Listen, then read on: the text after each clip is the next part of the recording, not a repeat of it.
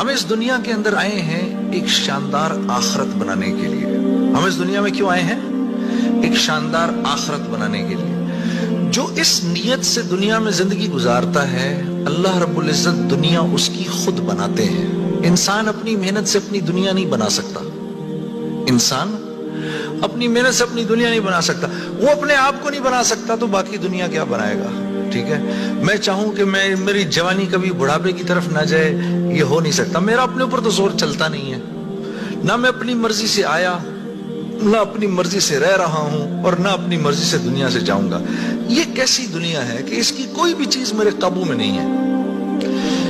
آپ یہاں رہتے ہیں، میں کراچی میں رہتا ہوں، کوئی لاہور میں رہتا ہے، کوئی پنڈی میں رہتا ہے، اور آپ کو پتہ ہے کہ یہاں آپ اپنی مرضی سے نہیں آئے ہوئے. یہ بھی بڑی عجیب بات ہے.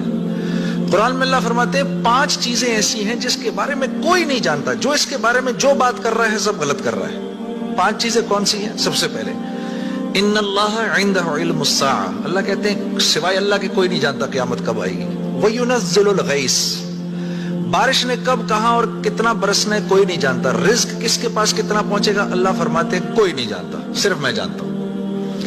وَيَعْلَمُ مَا فِي الْأَرْحَامِ. ماں کے رحم میں یہ تو معلوم کر لیتے ہیں کہ بیٹا ہے یا بیٹی ہے، لیکن اللہ فرما رہے ہیں یہ نہیں معلوم کر سکتے کتنا جیے گا، کتنا کہاں رہے گا، کیا کھائے گا، کیا پیے گا، نیک ہوگا، بد ہوگا، فرما بردار ہوگا، نافرمان ہوگا. اللہ فرماتے ہیں کوئی نہیں جانتا. پھر اللہ فرما رہے ہیں وَمَا تَدْرِي نَفْسٌ مَاذَا تَكْسِبُ غَدًا. کوئی نفس یہ نہیں جانتا، انسانوں کو چھوڑو، کیڑے مکوڑے بھی یہ نہیں جانتے کہ کل ان کو ان کا رزق کہاں سے ملے گا.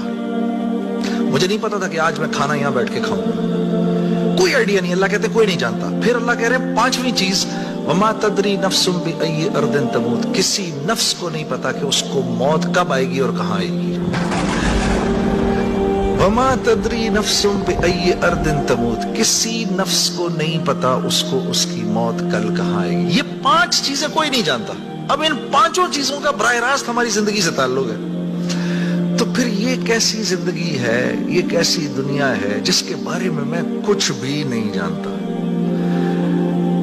تو اللہ رب العزت نے دنیا کا بننا بگڑنا یہ انسان کے ہاتھ میں نہیں رکھا. یہ انسان کے ہاتھ میں نہیں رکھا. اور اختیار کتنا دیا؟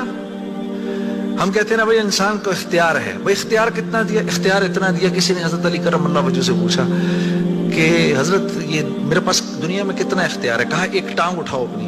اس نے اپنی ایک ٹانگ اٹھا لی. کہا جی دوسری اٹھاؤ. کہا جی وہ نہیں اٹھا سکتا. کہا بس اتنا اختیار ہے تیرے پاس. انسان کے پاس اتنا اختیار ہے. اور جو اختیار ہے وہ کیا ہے یہ جاننا بڑا ضروری ہے. انسان کے پاس کیا اختیار ہے؟